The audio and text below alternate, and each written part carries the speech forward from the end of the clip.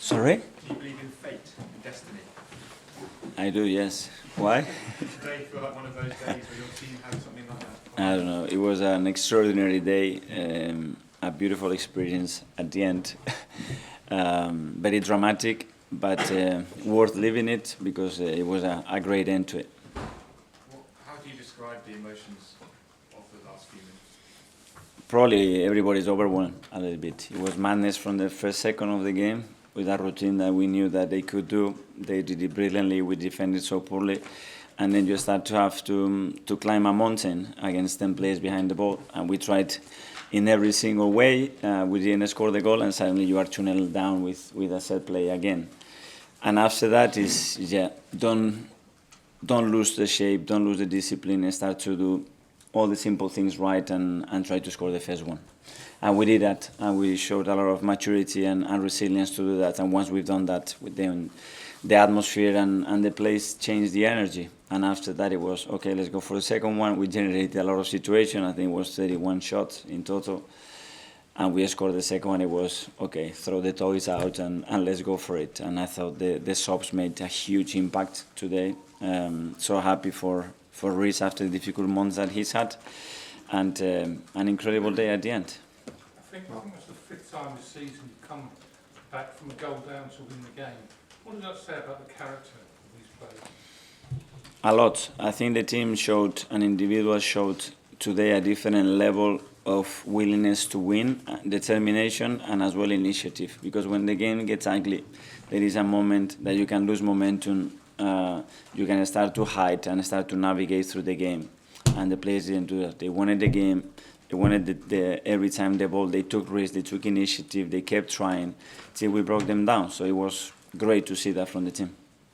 And how is your heart rate after that game, Mikel? Because you must love and hate these last-minute winners these days. Crazy. It's like you lose sight of where you are. I started to run and I didn't really know what I was running to. And then I saw a kid here next to me. Then I give it to security. But just looking the faces of everybody, the staff, the players, our supporters with that smile, that joy in their eyes, it's just great to live. And you mentioned Reiss and the journey he's been on, how an incredible moment it was for him as well as an individual. But was you urging him to strike that? Or was you being like, oh, please don't, because of the last two shots outside the box, did he exactly go to play? Yeah, but I don't know. Obviously, we put him in the training ground and say 50 times put it there. I don't know if he would score, but he did it in the perfect moment for the team, for himself, and he fully deserves that moment, the kid. Well, so there were 6 minutes added on, and you scored in the 97th minute. And a common theme that we're seeing this season is a lot of teams and managers trying to waste time early on from the beginning of the first half. What do you have to say about managers trying to rattle your young team and their character? Every team try everything that they can to win the game, and you have to respect that. Referees are here to make decisions. I was talking to Andre, and he told me straight away that it was at least 6 minutes. And today, thankfully, we had enough time to win the game. I appreciate it's not the big talking point, but Emile Smith-Rowe coming off, was that pre-planned? Was he on like a minutes limit, or did he have an injury? No, obviously we didn't plan to throw him in so early in the game, and we knew that obviously it was difficult for him to last for 70 minutes on the field after missing 5 months almost of football. But I think he had a good impact in the game, and at the end I felt that we needed something, especially on the left, because we were lacking threat and attracting more players into that side, and that's why we made the decision to bring Reiss in.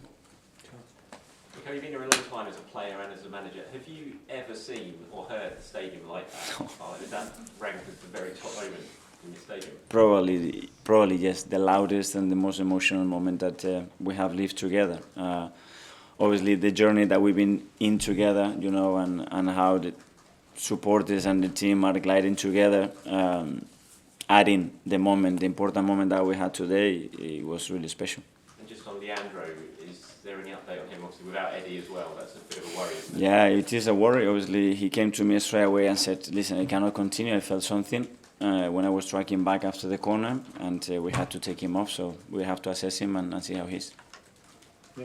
Just on Reiss again, I remember almost from the moment you walked through the door, you always spoke very warmly about Reiss and how highly you rate him and stuff. And maybe it's not quite happened for one reason or another in the last few years, but what does it say that he was ready to produce moments like that, and how and what kind of role have you had to play in conditioning him to make such an impact?